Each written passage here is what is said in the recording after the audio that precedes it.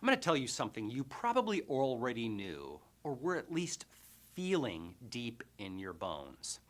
The COVID-19 pandemic changed our relationship to work. We've seen it in our language, quiet quitting, remote work, the Great Resignation, things like that. But the changes are deeper. And as my friend Dan Mickelson pointed out in his new book, Holy Shift, pandemics have always changed the relationship between employee and employer. He looked back at the bubonic plague and the Spanish flu, and he discovered that both of these catastrophic events radically transformed the ways that people worked and lived. See, according to Dan, the shift we're in the midst of right now is even bigger. For the first time in history, remote and hybrid work has allowed people to go to work from anywhere and at any time.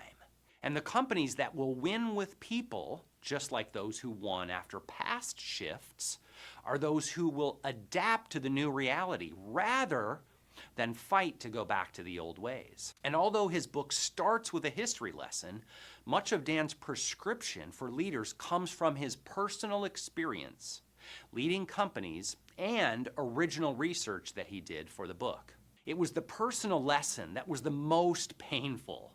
See, Dan was CEO of a private company that employed 500 people. He had a real focus on culture, and that led the company to industry-leading employee engagement, which plummeted when the company shifted to a remote work environment. This book contains what he learned the hard way and the 5 shifts that leaders need to make in order to win with people.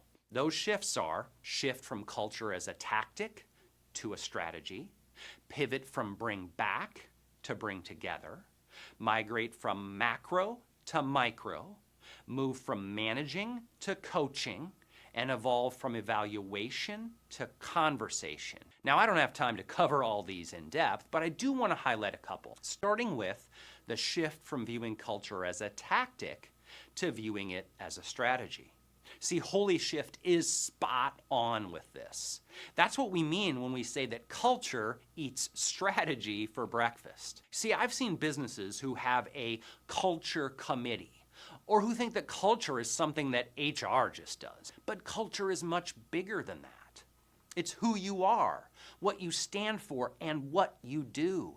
And that's the responsibility of the leadership team and every manager in the business. Making culture a strategy is what St. Cloud Financial Credit Union did when they set a vision of making a meaningful difference through human connection. See, they set about transforming their culture into one where their employees were constantly on the lookout for opportunities to connect with each other, their members, and their neighbors. Those thousands of connections are what propelled them to become the fastest growing credit union in their state. Okay, the next shift I want to highlight is to migrate from macro to micro. And what Dan explains is that culture at the macro level, like I just talked about, the company vision, mission, and values, while important, is only experienced by people occasionally. But the micro culture, how people work and interact with their team and especially their managers, is something we experience every hour of every day.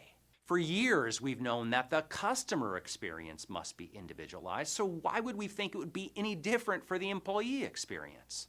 Businesses that have a great experience for every employee must focus on manager training more than they do the overall experience, because that relationship, the one with the manager, accounts for 70% of the employee experience. Now, Dan's book comes at an important time and can be used by any business to create a playbook for moving forward in this new world of work. So don't wait.